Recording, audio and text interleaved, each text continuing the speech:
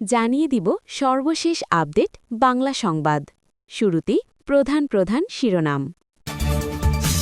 প্রধানমন্ত্রীর traffic signal মেনে চলাচল বিরল দৃষ্টান্ত, সাঈদ খোকন।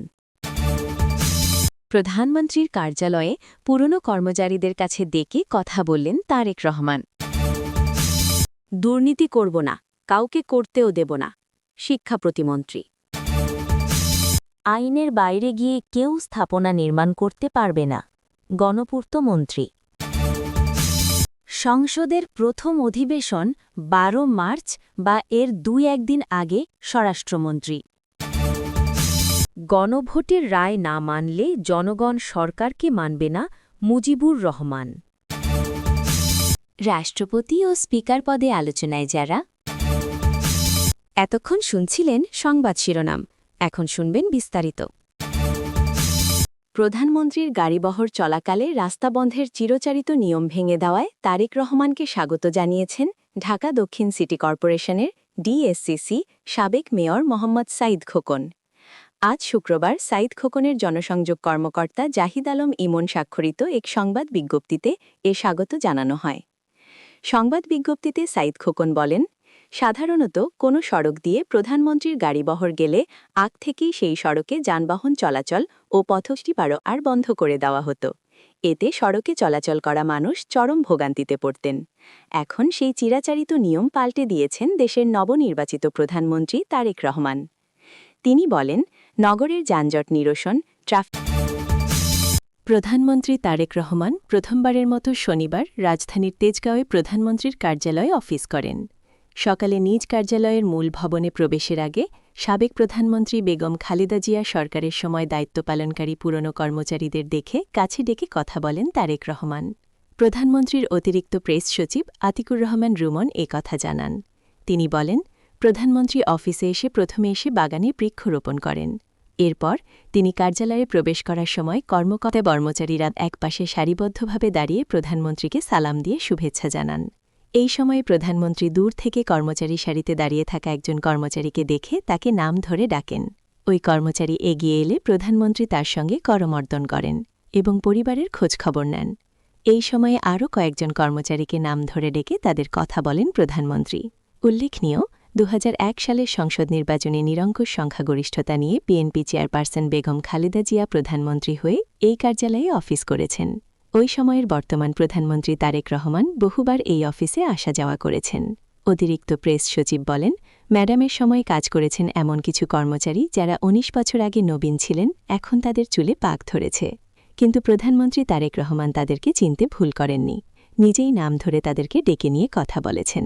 ওই সব কর্মচারী তখন আবেগ আপ্লুত হয়ে পড়েন। শিক্ষা প্রতিমন্ত্রী ববি হাজ্জাজ বলেছেন, আগামী ৫ বছরে মন্ত্রণালয়ের কোথাও কোনো ধরনের দুর্নীতির সঙ্গে আমার সম্পৃক্ততা পাওয়া যাবে না, কাউকে দুর্নীতি করতেও দেব না। শনিবার শহীদ দিবস ও আন্তর্জাতিক মাতৃভাষা দিবস উপলক্ষে প্রাথমিক ও গণশিক্ষা মন্ত্রণালয় আয়োজিত এক আলোচনা সভায় বিশেষ অতিথি হিসাবে তিনি এসব কথা বলেন। প্রতিমন্ত্রী বলেন, ২১শে ফেব্রুয়ারি জাতির জন্য বিশেষ তাৎপর্যময় দিন। ১৯৫২ সালের ভাষা আন্দোলন শুধু একটি ঐতিহাসিক ঘটনা নয়, বরং বাঙালির মৌলিক অধিকার আদায়ের প্রতীক। ভাষা মানুষের সবচেয়ে ব্যক্তিগত ও মৌলিক অধিকার। ইতিহাস সাক্ষ্য দেয়, ত্যাগ ও সংগ্রাম ছাড়া কোনো জাতি অধিকার অর্জন করতে পারেনি। সাম্প্রতিক সময়েও অধিকার আদায়ে আন্দোলন ও ত্যাগ স্বীকার করতে হয়েছে। ববি হাজ্জাজ বলেন, দীর্ঘ সময় পরে দেশে গণতান্ত্রিকভাবে নির্বাচিত সরকার প্রতিষ্ঠিত হয়েছে। জনগণের ভোটে নির্বাচিত প্রতিনিধিরা দায়িত্ব পেয়েছেন, এটাই বড় প্রাপ্তি। তিনি বলেন, শিক্ষা হল রাষ্ট্র গঠনের ভিত্তি। ভিত্তি দুর্বল হলে উঁচু ভবন দাঁড় করে লাভ নেই। তাই শিক্ষার অবকাঠামো মজবুত করাই সবার দায়িত্ব।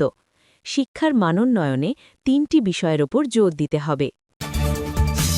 গৃহায়ন ও গণপূর্ত মন্ত্রী জাকারিয়া তাহের সুমন বলেছেন, আইনের বাইরে গিয়ে কেউ স্থাপনা নির্মাণ করতে পারবে না, আইন মেনেই সব প্রকল্প বাস্তবায়ন করতে হবে।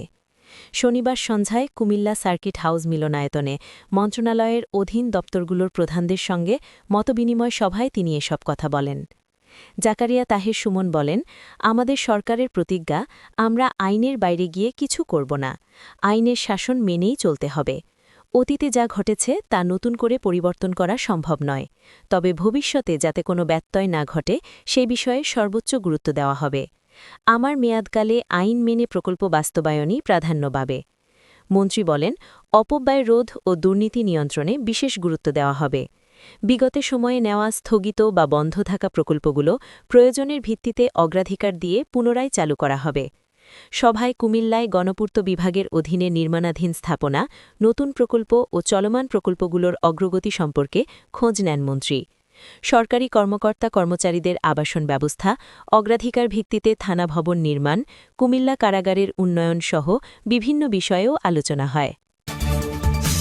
ত্রয়োদশ জাতীয় সংসদের অধিবেশন মার্চের ১২ তারিখ বা এর ২-১ দিন আগে বসবে বলে জানিয়েছেন বিএনপির স্থায়ী কমিটির সদস্য ও স্বরাষ্ট্রমন্ত্রী সালাউদ্দিন আহমদ।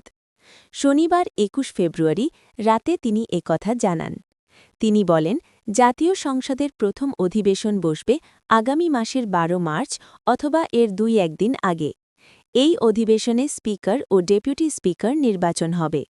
এই অধিবেশনে অন্তর্বর্তীকালীন সরকারের সময়ের অধ্যাদেশসমূহ উপস্থাপন করা হবে এবং শোক প্রস্তাব উপস্থাপন করা হবে। উল্লেখ্য, এই অধিবেশনে জাতীয় সংসদের সংসদ নেতা বিএনপি চেয়ারম্যান তারেক রহমান এবং বিরোধী দলীয় নেতা হিসাবে জামায়াতে ইসলামের আমির শফিকুর রহমান নির্বাচিত হয়েছে। সংবিধান সংস্কার পরিষদের শপথ না নিয়ে জনগণের রায়ের বিরুদ্ধে গিয়ে গণবিরোধী সরকার গঠিত হয়েছে বলে অভিযোগ করেছেন জামায়াতের নায়েবে আমির মুজিবুর রহমান। তিনি বলেছেন, গণভোটের রায় বাস্তবায়ন না করলে জনগণ সরকারকে মানবে না। ফলে আবারও মানুষ বিদ্রোহের পথ বেছে নেবে। শনিবার ২১ ফেব্রুয়ারি রাজধানীর কাকরাইলে ডিপ্লোমা ইঞ্জিনিয়ার্স ইনস্টিটিউশনে শহীদ দিবস এবং আন্তর্জাতিক মাতৃভাষা দিবস উপলক্ষে ঢাকা মহানগর দক্ষিণ জামায়াতের আলোচনা সভায় এসব কথা বলেছেন তিনি। গণভোটে হ্যাঁ জয়ী হলেও বিএনপির সাংসদ সদস্যরা এমপি সংবিধান সংস্কার পরিষদের সদস্য হিসেবে শপথ নেননি। জামায়াতের ৬৮ এমপি সহ বিরোধী দলের ৭৮ জন সাংসদ এবং পরিষদের শপথ নিয়েছেন। সরকারের উদ্দেশ্যে মুজিবুর রহমান বলেছেন, দেশের রক্ত না ঝরিয়ে ঐক্যবদ্ধভাবে জনগণের রায় বাস্তবায়নে সরকার ও বিরোধী দলকে কাজ করতে হবে। জনগণের কথা মেনে নেওয়ার মাধ্যমে শান্তি প্রতিষ্ঠা করা সম্ভব। ব্রিটিশ শাসনামল থেকে শুরু করে শেখ হাসিনা কোনো সরকারি জনমতের বিরুদ্ধে গিয়ে ক্ষমতায় থাকতে পারেনি। আগামীতেও কোনো সরকার পারবে না। গণভোটে দেওয়া জনগণের রায় বাস্তবায়নে জামায়াত সংগ্রামের জন্য প্রস্তুত, আবার বিরোধী দল হিসেবে সরকারকে সার্বিক সহযোগিতা করতেও প্রস্তুত। ত্রয়োদশ জাতীয় সংসদের প্রথম অধিবেশন বসতে যাচ্ছে আগামী মাসের দ্বিতীয় সপ্তাহে। সংসদ সচিবালয় ও সরকারদলীয় সূত্রে জানা গেছে, প্রথম সংসদ অধিবেশন শুরু হতে পারে ক্ষমতাসীন দলের সিনিয়র কোনো এমপির সভাপতিতে। এই অধিবেশনেই নির্ধারণ করা হবে স্পিকার ও ডেপুটি স্পিকার। এর আগে সংসদের উপনেতা, চিফ হুইপ ও ৪ জন হুইপ নির্ধারণ করতে পারে সংখ্যাগরিষ্ঠ আসনে জয় দল বিএনপি। এদিকে বর্তমান রাষ্ট্রপতি মো সাহাবুদ্দিন আদৌ পদত্যাগ করছেন কিনা এবং কে হতে যাচ্ছেন পরবর্তী রাষ্ট্রপতি, এমন প্রশ্নও ঘুরছে রাজনৈতিক মহলে। এক্ষেত্রে পরবর্তী রাষ্ট্রপতি পদে আলোচনায় রয়েছেন ড আব্দুল মঈন খান। তার বাইরে অধ্যাপক ড মোহাম্মদ ইউনুস এবং মির্জা ফখরুল ইসলাম আলমগীরের নামও বিভিন্ন মহলের আলোচনায় রয়েছে। অন্যদিকে কে হচ্ছেন নতুন সংসদের স্পিকার, উপনেতা, চিফ হুইপ এ নিয়েও রয়েছে নানা রকম আলোচনা। বিএনপির সূত্রগুলো বলছে, স্পিকার পদে জোর আলোচনায় রয়েছেন BNP vice chairman advocate Joynul Abedin. এছাড়া ডেপুটি স্পিকার হিসেবে barrister M Mahbubuddin Khokon, barrister Andalib Rahman Partho ও আশরাফুদ্দিন নিজানের নামও আলোচনায় রয়েছে।